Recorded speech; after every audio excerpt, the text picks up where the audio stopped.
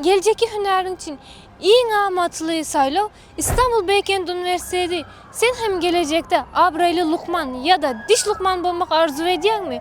Şol bir vaktin içinde el yeterli bakadan üniversitet gözleyen mi? Onda senin için acayip mümkünçilik var.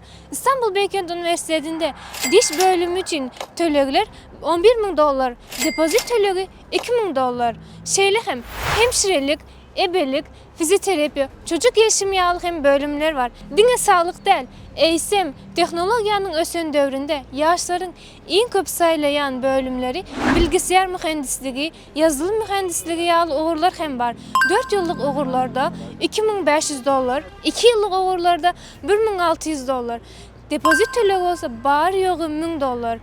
Devrevap bilim ulgamı ve tecrübeli muğallimler bilen Beykent Üniversitesi'nde sen geleceğine ınamlı adım etmekte sen yanında bolar. Ilim ve bilimin salgısı alazim danışmanlık bilen okul saylamaktan başlap resminami işlerin geçeni ehli işini çalt etmekte sen yanında bolar.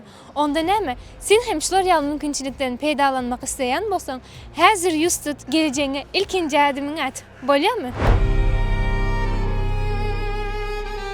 Al Azim Consulting.